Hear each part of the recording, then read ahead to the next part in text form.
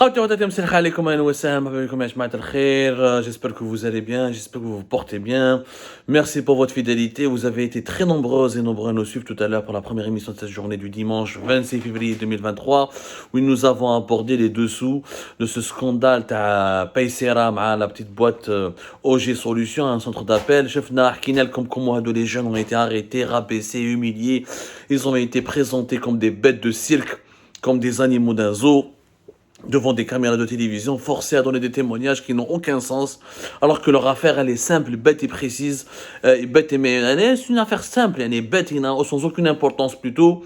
On a essayé de les transformer en un réseau transnational de criminalité financière, ou avec une banque parallèle, ou un des comptes bancaires parallèles. Tout cela est faux, et on l'a expliqué durant la première émission, on vous a expliqué brièvement, ce sont ces jeunes qui ont fondé un centre d'appel depuis 2013 et qui ont réussi dans les affaires. Ils ont obtenu un contrat avec la banque lituanienne Paysera en faisant de la gestion de clientèle et la gestion du service clientèle et certaines prestations administratives auprès de cette banque lituanienne, en ayant été payés en devises. Ces devises-là, elles n'ont pas été totalement déclarées aux autorités algériennes et les ont utilisées pour les revendre sur le marché parallèle, comme font toutes les entreprises algériennes, tous les entrepreneurs qui arrivent à exporter, comme je vous expliquais dans l'émission précédente, à exporter, faire des exportations de marchandises ou de services, parce que quand la loi algérienne pour les exportations, elle est claire, 50% du montant des exportations est perçu en devise sur un compte personnel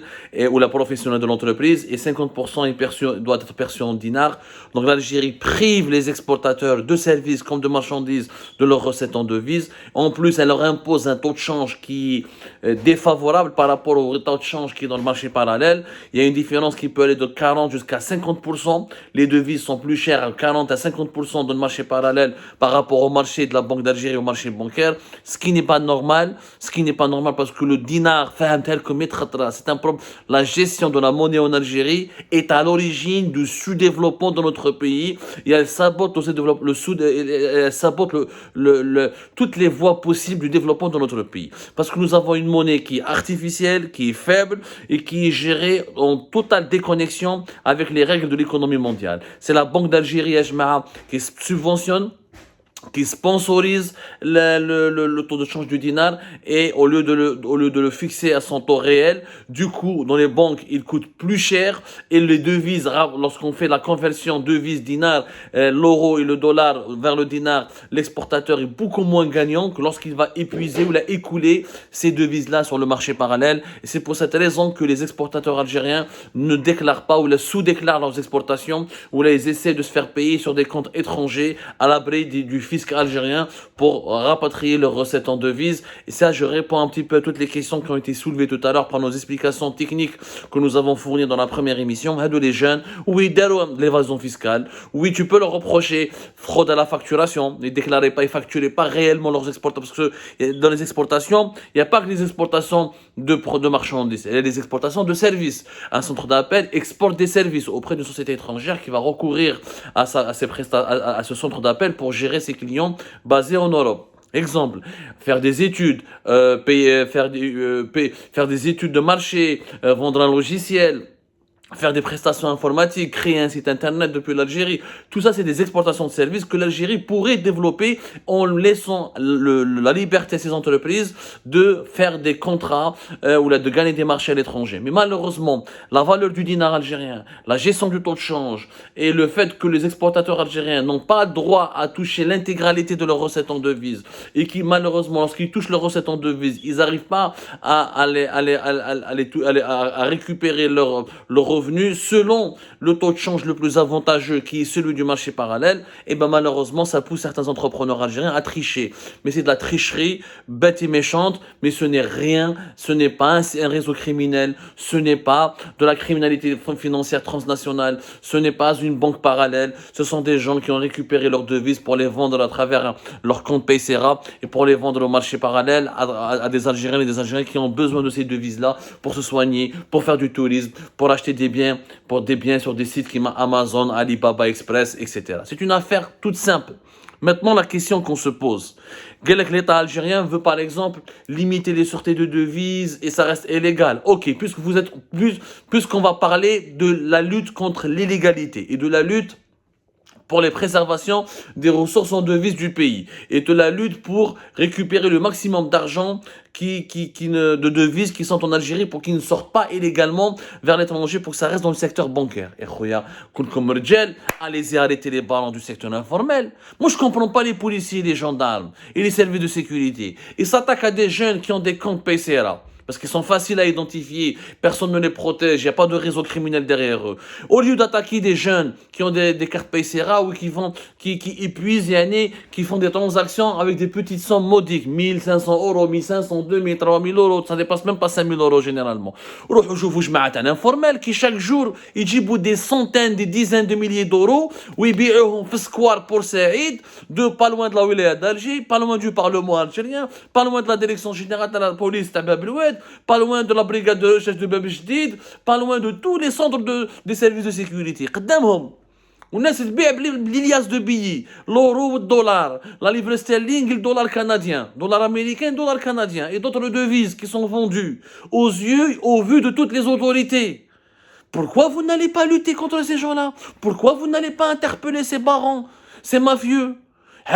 Qui font les centres colossales des devises qui sortent du pays ou qui échappent au contrôle de l'État. Ce ne sont pas les quelques milliers détenteurs de comptes PCRA, ou c'est des jeunes Algériens qui achètent des articles sur Amazon, ou là sur quelques sites marchands, ou là qui vont vers l'étranger pour faire du tourisme, ou là c'est des étudiants qui ont besoin d'une carte en devise pour aller à l'étranger, ou là pour se soigner. Ça, c'est des petits consommateurs. Les vrais consommateurs de devises qui échappent au contrôle de l'État dans le marché informel. Et ça fait des années que nous avons dit pourquoi vous n'ouvrez pas des bureaux de taux de change. Ça fait des années qu'on dit rétablissez la convertibilité, établissez plutôt la convertibilité du dinar. Laissez les Algériens et les Algériens acheter et vendre des devises à la véritable valeur du dinar, même si le dinar est trop faible. Mais il vaut mieux faire des règles rationnelles pour le fonctionnement de l'économie que des règles irrationnelles où tout le monde, quand les règles sont irrationnelles, tout le monde est perdant, État et population, et la situation économique du pays. Subventionner le dinar, lui faire un taux de change qui n'a aucune relation avec la loi de l'offre et de la demande, et laisser le marché parallèle, sans les bureaux de change, faire leur loi, mais maintenant, les Algériens ont le marché informel. Mais là, il faut criminaliser toute personne qui achète des devises sur le marché informel. Il faut criminaliser tous les vendeurs. Donc les combistes, tous les réseaux qui sont derrière eux. Donc il faut tous les mettre. S'il faut arrêter tous les Algériens qui vendent et qui achètent les devises sur le marché informel, il faudra construire 50 prisons. Il faudra un programme de 50... Il y a des centaines de milliers de personnes qui vivent de ce marché informel, qui sont impliquées dans ce marché informel. Les policiers eux-mêmes, les généraux, les agents des services secrets, les gendarmes, les ministres eux-mêmes, quand ils partent à l'étranger, ils ont les devises, ils vont au marché informel. L'ex-ministre de l'Intérieur, il a fait des déclarations, je ne sais pas c'était quand, en 2013 ou en 2015, les années 2000 en tout cas, j'ai oublié quand est-ce qu'il a fait cette déclaration. Elle a le marché informel. Si nous allons l'étouffer, le pays ne peut pas. Le pays ne pourra pas marcher. Attends, je retrouvais juste. Il avait fait des déclarations incroyables. C'était quand il y a donc il y a une grande hypocrisie, Yanes. Il y a une grande hypocrisie par rapport à cette histoire voilà, il avait dit qu'il ne fallait pas éradiquer le marché informel des devises. C'est lui-même qui l'avait dit, Yajma. Dahoul Khabli, ex-ministre de l'Intérieur, parce qu'il a bien compris que c'était impossible que le pays, économiquement, ou là, socialement, ou là, ne tiendra pas. J'ai pas pu retrouver la date, vous m'excuserez, mais c'est pas un problème, vous pouvez retrouver ces déclarations. Elles ont été faites, en tout cas, durant les dernières décennies, lorsqu'il était lui-même ministre de l'Intérieur. Donc, هذه الحكاية تحكموا des jeunes. Vous les sacrifiez sur l'autel de la vengeance ou sur l'autel de la médiatisation propagandiste. Et vous faites d'eux des réseaux criminels alors ils utilisent juste des cartes bancaires PCRA pour échanger des devises et faire des transactions en devises dans des proportions insignifiantes. Le marché informel, ni jette à la devise. Pourquoi l'État algérien n'arrive pas à lutter, à arrêter les gens de l'informel? Parce que lui-même, les dirigeants algériens eux-mêmes puisent leurs devises et ils font leurs achats. Et ils utilisent, ils utilisent les revenus en devises, là, ils utilisent les devises du marché informel pour répondre à leurs besoins. Deuxièmement, structurellement parlant, pourquoi il y a un marché parallèle des devises? On a expliqué. Le marché parallèle des devises, il a trois sources.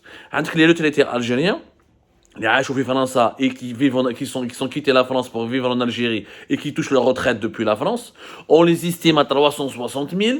La moyenne, selon les autorités françaises, selon un rapport officiel français, la moyenne de leur retraite serait presque de 300 euros, entre 250 et 300 euros, ce qui fait que la moyenne, rien que les 350 000 retraités algériens qui résident en France font entrer en Algérie presque 1 milliard d'euros. Presque 1 milliard d'euros, entre 850 et 1 milliard. Qui n'a cette moyenne-là. C'est des devises qui rentrent en Algérie légalement, puisque c'est la France qui donne des retraites en devises aux retraités algériens. Les retraités algériens, ils retirent leurs devises, ils vont les vendre sur le marché informel pour avoir des dinars et consommer en dinars, parce qu'en Algérie, tu ne peux pas consommer en devises, tu dois consommer en dinars. Donc, avec 1 milliard d'euros, entre 800 et quelques, 1 milliard, même 1 milliard 100, mais les retraités algériens qui sont obligés de dépenser leurs devises. La diaspora algérienne qui envoie chaque année entre 1 milliard 7 et 1 milliard 8 d'euros. Ou 1 milliard 8 en dollars, 1 milliard 7, 1 milliard 6 d'euros vers le pays. Les Algériens qui vivent à l'étranger, en France, aux États-Unis, au Canada, ils battent leur famille, ils battent leurs proches, ils battent leurs cousins pour construire des maisons, pour entretenir leur famille en Algérie, répondre à leurs besoins, etc. Donc, et tous ces envois, ils repartent par le marché informel. Parce que le canal bancaire en Algérie n'existe pas. Mais cash, donc, on a à l'étranger. Nous, 500 euros ou 800 euros l'IMA. نجوزها على لا بنك الجيريان وين اليمه مسكينه quand elle va récupérer les 500 là les 800 euros اللي حنبعثهم لها ils seront pas de la même valeur qu'ils نبعثهم في المارشي informel. Je vais gagner, ma mère va gagner 50%, va récupérer 50% en plus en dinars quand elle récupère ses devises à travers le marché informel. Donc, tous les Algériens qui habitent à l'étranger ne vont pas envoyer leur argent à leur maman en passant par le canal bancaire. Aucun être humain n'a envie de perdre 50 à 40% d'argent. Allez, يقول لك نبعث مع البنكه pour qu'il va le récupérer. Le taux de change là 210, 220 ou la banque 160 ou la 170 ou la 165. Nous battons avec le marché parallèle. Oui, le parent de l'Algérien qui habite à l'étranger va récupérer beaucoup plus d'argent que lorsqu'il va s'adresser à une banque. C'est un problème aussi vieux que l'histoire. Mais c'est la Banque d'Algérie, le gouvernement algérien, qui en est le principal responsable. Et l'Algérien qui envoie son argent à l'étranger, de ce point de vue-là, il est criminel. Mais là, quand tu le raisonnement, tu as les services de sécurité. Parce qu'il ne passe pas par le canal bancaire. Parce qu'il envoie son argent via le canal informel. Mais là, c'est un criminel. Mais tous les Algériens qui envoient de l'argent à l'étranger, depuis l'étranger, quand ils rentreront en Algérie, pourquoi? Parce que tu as créé une banque mouazi, une banque parallèle. Ça n'a aucun sens. Donc, 1 milliard plus 1 milliard 800, ça fait 2 milliards et presque 3 milliards. Et le reste, dans le marché parallèle en Algérie, c'est la surfacturation des importations, où les importateurs, ils surfacturent, ils récupèrent un peu, ils surfacturent leurs opérations d'importation, ils récupèrent leurs devises à l'étranger, ils font les rapatrier pour les vendre sur le marché informel. À l'époque de Bouteflika, avant 2019, on estimait 2 milliards de dollars au minimum le montant de ces opérations de surfacturation qui reviennent en Algérie vers un canal vers un canal informel pour être écoulé sur le marché parallèle des devises, ce qui fait que le marché parallèle des devises, il est annuellement où il tourne autour de 4 à 5 milliards d'euros par an. Mais comme il y a eu la crise politique de 2019, la crise financière née dans le sillage de la pandémie de la Covid-19 de 2020, et comme il y a eu donc les chocs économiques externes et que l'Algérie a restreint les importations, pour ne pas dire interdit beaucoup de produits à l'importation, que les importations ont beaucoup baissé. Et du coup, les surfacturations des importations ont beaucoup baissé. Du coup, au lieu d'avoir 5 à 4 milliards de dollars, d'euros plutôt de devises qui circulent sur le marché parallèle, nous avons entre 3 milliards et demi qui circulent sur le marché parallèle depuis 2020. C'est une fin مملح. 3 milliards et 3 milliards et demi d'euros. Je parle là, d'euros, là, de dollars, c'est à peu près le même ordre de grandeur. Mais ce n'est pas des réseaux criminels. Ce sont des Algériennes et des Algériens qui ont été confrontés au caractère archaïque, au dysfonctionnement archaïque ou à la gestion moyenâgeuse du secteur financier de leur pays, ils se retrouvent dans l'obligation d'utiliser le marché informel, parce que s'ils utilisent le marché bancaire, d'abord c'est pas possible. Si tu fais un virement depuis l'étranger via une banque algérienne, 15 jours ou 20 jours, tu vas récupérer ton argent avec une perte de 40 à 50% et personne ne va le faire. De deux, il n'y a pas de bureau de banque algérienne installé à l'étranger, il n'y a pas de bureau de change pour offrir un taux de change qui obéit à la loi de l'offre et de la demande. Hallou les bureaux de change, hallou les تشري les devises à la loi de l'offre et de la demande. Et à cause du taux de change du dinar, qui est encore une fois une politique idiote, le taux de change tel qu'il est pratiqué par la Banque d'Algérie n'est pas réel. La valeur du dinar n'est pas de 160 euros. La valeur réelle du dinar, elle est de 210, 250 même, si on applique la loi de l'offre et de la demande. Mais Homa, ils veulent absolument s'accrocher à une gouvernance, à une certaine gouvernance, arriérée de la monnaie, genre si le prix du pétrole et du gaz augmente, le dinar, sa valeur augmente. Si le prix du pétrole et du gaz baisse, la valeur du dinar va baisser. Et l'État, le régime algérien, utilise la valeur du dinar à l'ahsab ses propres besoins. Il dévalue la valeur du dinar lorsqu'il a besoin de beaucoup d'argent pour payer les fonctionnaires et entretenir son rythme de vie. Et il augmente la valeur du dinar lorsqu'il a besoin d'importer, ou de gagner beaucoup de devises, ou d'économiser ses devises, ou de réduire ses dépenses pour préserver ses réserves de change et assurer juste la couverture de ses besoins, des besoins sécuritaires et économiques du pays en utilisant les devises provenant des hydrocarbures. Donc, nous sommes dans une économie de bazar. Et les Algériennes et les Algériens qui trichent parce que ils sont prisonniers, pris en otage par cette économie de bazar. Mais ça, les dirigeants algériens ne veulent pas le comprendre. Et au lieu d'aller corriger l'origine du mal, c'est-à-dire, c'est quoi la solution à ce problème-là? Il y a 3 solutions. Changer le taux de change du dinar et utiliser une monnaie convertible. À moderniser le secteur bancaire et avoir des banques modernes et bien gérées, ouvertes sur le reste du monde, avec des succursales ou des antennes à l'étranger. 2. Changer le modèle économique du pays, s'ouvrir, aller vers une économie libéralisée. Win, c'est les règles de la concurrence et la concurrence loyale, de la loi et de l'offre et de la demande, où les entrepreneurs algériens peuvent commercer avec le reste du monde sans restriction. Ce jour-là, on n'aura plus de problème de trafic de devises. Mais le trafic existe tant que le pays est fermé, tant que le pays est verrouillé, tant qu'il est géré encore par des idées héritées du socialisme communiste. Mais au lieu de régler les vrais problèmes, d'apporter les vraies solutions aux vrais problèmes, on sacrifie des jeunes qui ont quelques comptes bancaires sur Paysera et on les transforme en dangereux criminels, on bousille leur avenir et on viole leur innocence. C'est malheureux, c'est franchement sinistre.